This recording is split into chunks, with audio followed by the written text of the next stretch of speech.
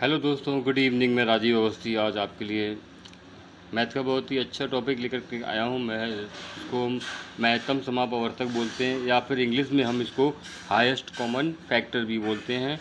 और दोस्तों, इस तरह के प्रश्नों में आपने देखा होगा हल करने की दो विधियाँ होती हैं, गुणनखंड और भाग विधि। तो ज़रा इस कभी कभी क्या होता है, प्रश्न इबारती लिखा होता है और उसमें आपको बता दिया जाता है कि मासापाक ज्ञात करना है, यानी महत्तम समापवर्तक ज्ञात करना है। कभी कभी ऐसा कुछ नहीं लिखा होता, इबारत लिखी होती है। जैसे घड़ी के बारे में पूछा जाता है, संख्या के बारे में पूछा जाता है, बहुत किसी चीज़ को बांटना है इस तरह के बारे में पूछा जाता है, किसी चीज़ को तौलना है तो उसके बारे में भी पूछ सकते हैं। तो ऐसे सवालों में प्रश्न में लिखा होगा बड़े से बड़ा।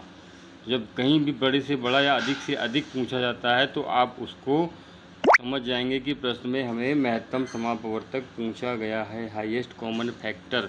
अब मैं इसको वर्ड से आपको समझा देता हूँ। हाईएस्ट कॉमन फैक्टर का मतलब होता है किन्हीं भी संख्या का बड़े से बड़ा गुणनखंड। कॉमन फैक्टर, कॉमन फैक्टर यानी कि दो संख्याओं का बड़े से बड़ा उभयनिष्ठ गुणनखंड, जो वो वह संख्या जो दोनों संख्याओं को विभाजित करे, और शर्त होती है कि वो उभयनिष्ठ भी हो। तो एक ज़रा उदाहरण के लिए मैं आपको बताते चलता हूँ। दो संख्याएं हैं 15 एवं 20 का मासा ज्ञात कीजिए। तो सबसे पहले हम क्या करते हैं, 15 और 20 के गुणनखंड निकालते हैं, 15 के गुणनखंड और 20 के गुणनखंड।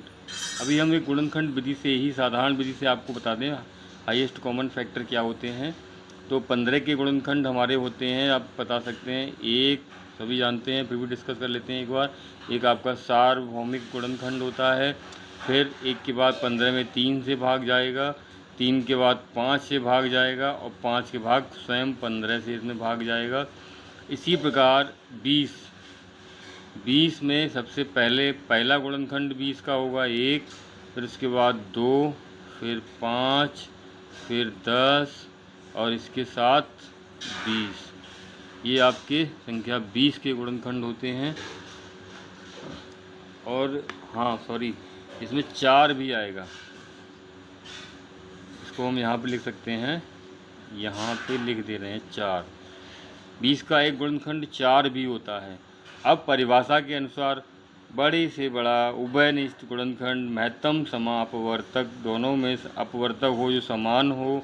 तो अब हम यहाँ पे देख सकते हैं, इस 15 और 20 का अगर मासा पूछा जाए तो आप गुणनखंड करके उनमें से कोई उभयनिष्ठ गुणनखंड अगर आपको दिख रहा है तो आप बता सकते हैं कमेंट में।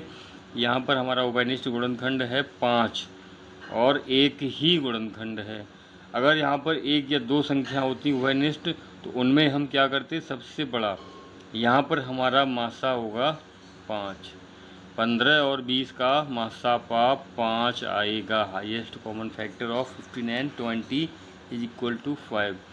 और अगर इससे कभी कभी सवालों में एक से अधिक उभयनिष्ठ संख्याएं मिल जाती हैं तो पहले यहाँ पर कॉमन फैक्टर से ही काम चल रहा है, और यदि अगर इससे अधिक कॉमन फैक्टर मिलते हैं तो वहाँ पर हमारी कंडीशन होती है हाईएस्ट कॉमन फैक्टर, सबसे बड़ा उभयनिष्ठ गुणनखंड। ये आपका आता है महत्तम समापवर्तक। महत्तम समापवर्तक ज्ञात करने की प्रमुख दो विधियाँ हैं। पहली गुणनखंड विधि, और ये जो गुणनखंड विधि है इसमें हम ये वर्ड भी आपको लगाए दे रहे हैं, अभाज्य गुणनखंड विधि। सबसे पहले आप संख्याओं के अभाज्य गुणनखंड ज्ञात करेंगे और उसके बाद उनमें से उभयनिष्ठ गुणनखंडों को सम्मिलित करके उसका उत्तर बताएंगे। और जो दूसरी विधि है वो है भाग विधि।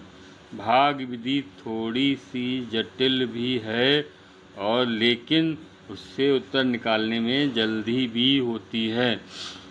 चलिए, गुणनखंड विधि से हम इन्हीं दो संख्याओं का, जो आपकी संख्या दी गई हैं 15 एवं 20, 15 एवं 20 का मासा निकालते हैं इन्हीं दोनों विधियों से। ज़रा ध्यान से हमारे साथ बने रहिएगा। वीडियो देखने के लिए आपका बहुत बहुत धन्यवाद दोस्तों। मैं आपको अब वादा करता हूँ, जैसे ही अपने आप में सुधार करते हुए मैं आपके लिए बहुत ही अच्छे से कंपटीशन के लिए, एकेडमिक के लिए, 12th क्लास तक और उससे अच्छी भी आपको वीडियो बहुत ही ज़्यादा पसंद आएंगे। आप देखते रहिएगा और हमारे साथ चैनल को सब्सक्राइब कीजिएगा सर, थोड़ा हमारा भी प्रोत्साहन, जिससे हमको भी प्रोत्साहन मिलता रहे। और वीडियो को ज़रूर देखिएगा आप सभी लोग। और पढ़ने वाले बच्चों के लिए, एकेडमिक क्लास के लिए तो बहुत ही अच्छा है, घर बैठे आप आसानी से लॉकडाउन में पढ़ाई भी कर सकते हैं। चलिए देखते रहिएगा। तो हम 15 से एवं 20 का गुणनखंड विधि से मासा ज्ञात करते हैं, वो भी अभाज्य गुणनखंड विधि। तो हम 15 के अभाज्य गुणनखंड ज्ञात करते हैं सबसे पहले। तो सबसे पहले विभाज्यता के नियम अगर आपको याद होंगे तो आप बता सकते हैं 2 से 15 विभाजित नहीं होगा, 3 से 15 विभाजित होगा, क्योंकि अंकों का योग 6 आ रहा है और 3 का गुणज है, 3 के पहाड़े में भी आता है। साधारण से आप इसको कर सकते हैं, 3 पंजे 15 और 5 की 5। 15 के अभाज्य गुणनखंड आपके आ गए 3 गुणा 5। अब आप 20 के भी अभाज्य गुणनखंड निकाल दीजिए। तो दोस्तों 20 2 से विभाजित हो सकता है, बताया 2 से विभाजित करने का मतलब संख्या का आधा करना, और फिर भी 2 से विभाजित हो सकता है, 5 बार भाग गया, और 5 5 से ही विभाजित होगा। और 20 के उभयनिष्ठ गुणनखंड आते हैं अभाज्य गुणनखंड 2 गुणा 2 गुणा 5। अब इन दोनों का आप मासा निकालेंगे, और मासा निकालने के लिए बताया था हमने कॉमन फैक्टर। तो इसमें अभाज्य कॉमन फैक्टर क्या है, 5 है, 5 ऊपर भी दिया है और 5 इधर भी दिया है, तो इसका मासा सिर्फ 5 ही आएगा। चलिए दोस्तों, अब इसी संख्या को हम भाग विधि से भी निकाल के आपको अवश्य दिखा देते हैं। इसके बाद हम कुछ सवाल भी अपने साथ डिस्कस करेंगे। दोस्तों गर्मी होने की वजह से कुछ काम अभी नहीं हो पा रहा है, थोड़ा डिस्टर्बेंस हो जाता है, फिर भी मैं आपके लिए कोशिश करता हूँ डेली 1-2 वीडियो अवश्य बनाकर डालता रहूँगा। भाग विधि 1 या 2 वीडियो मैं सब्जेक्ट पे डेली अपलोड करने की पूरी कोशिश करूँगा। देखिए दोस्तों, भाग विधि में क्या है, हम दोनों संख्याओं को एक साथ लिख लेते हैं। अगर 2 संख्याएं हों, बाई चांस 3 संख्याएं भी हो सकती हैं, इट्स नो प्रॉब्लम। अब आप क्या करेंगे, आपका काम होगा सबसे छोटी संख्या को उससे बड़ी संख्या में भाग देना है। ऐसे यहाँ पे आपकी छोटी संख्या है 15 और उससे बड़ी संख्या है 20। तो 15 का भाग आप 20 में देंगे। आप जानते हैं 15 का भाग 20 में एक बार जाएगा, 15 एकम 15। इस विधि को ज़रा ध्यान से देखिएगा। भाग विधि है तो पहले भाग दिया हमने, जो शेष आया उस शेष को हमने भाजक बनाया और पहले वाले भाजक को भाज्य बना दिया। 5 का भाग देते हैं अब हम 15 में। 5 दिया, 3 बार हमारा भाग गया, 5 या 15, और जिस स्टेप में हमारा शून्य आ जाता है वही हमारा मासा निकल आता है भाग विधि में। मैंने ये बताया था आपको, ये विधि थोड़ी संक्षिप्त भी है, थोड़ी कठिन भी है, इसमें हमारा उत्तर थोड़ा जल्दी निकल आता है, ये भाग विधि कहलाती है। चलिए दोस्तों, मैं कुछ प्रश्न भी 1-2 आपके साथ शेयर करना चाहता हूँ। हालांकि वीडियो आज का ज़्यादा बड़ा नहीं बना सकता मैं, थोड़ा सा गर्मी अधिक है, माफ़ी चाहूँगा। लेकिन हाँ, मैं कंटिन्यू आपसे वादा करता हूँ डेली 1 या 2 वीडियो। और किसी को किसी स्पेशल सब्जेक्ट, स्पेशल टॉपिक पर वीडियो बनवाना है, पूछना है, तो वो एक कमेंट में आकर के मुझे बता सकते हैं। मैं आपको अगले दिन जल्दी ही आपको उसका वीडियो उपलब्ध कराने की भी कोशिश करूँगा। 30 एवं 48, 30 व 48 का मासा। चलिए हम 30 और 48 का मासा पहले अभाज्य गुणनखंड